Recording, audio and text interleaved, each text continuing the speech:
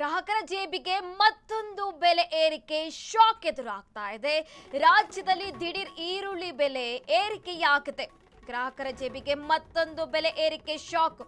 ರಾಜ್ಯದಲ್ಲಿ ದಿಢೀರ್ ಈರುಳ್ಳಿ ಬೆಲೆ ಏರಿಕೆ ಆಗಿರುವಂತದ್ದು ಸೆಪ್ಟೆಂಬರ್ ಅಕ್ಟೋಬರ್ನಲ್ಲಿ ಮತ್ತಷ್ಟು ದುಬಾರಿಯಾಗುವಂತ ಸಾಧ್ಯತೆ ಇದೆ. ರಾಜ್ಯದಲ್ಲಿ ಮುಂಗಾರು ಮಳೆ ಕೊರತೆಯಿಂದ ಸಮಸ್ಯೆ ಆಗ್ತಾ ಇದೆ.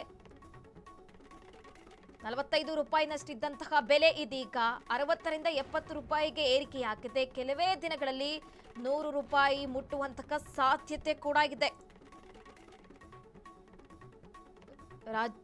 ರಾಜ್ಯದಲ್ಲಿ ದಿಢೀರ್ ಈರುಳ್ಳಿ ಬೆಲೆ ಏರಿಕೆ ಆಗಿರುವಂತದ್ದು ಗ್ರಾಹಕರ ಜೇಬಿಗೆ ಮತ್ತೊಂದು ಬೆಲೆ ಏರಿಕೆ ಶಾಕ್ ಎದುರಾಗ್ತಾ ಇದೆ.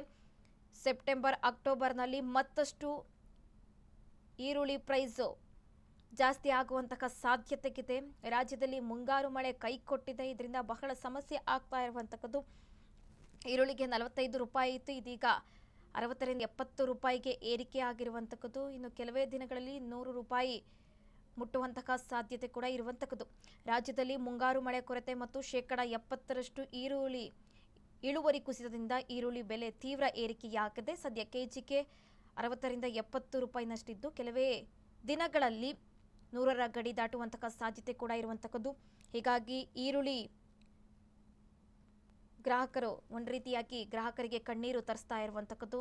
ರಾಜ್ಯದಲ್ಲಿ ಒಂದೆಡೆ ಮುಂಗಾರು ಮಳೆ ಕೊರತೆಯಿಂದ ಬರಗಾಲ ತಾಂಡವವಾಡ್ತಾ ಇದೆ, ಒಂದ್ ಕಡೆ ಪ್ರೈಸ್ ಹೈಕ್ ಆಗ್ತಾ ಇದೆ, ಗ್ರಾಹಕರ ಜೇಬಿಗೆ ಕತ್ತರಿ ಬಿದ್ದಿರುವಂತದ್ದು.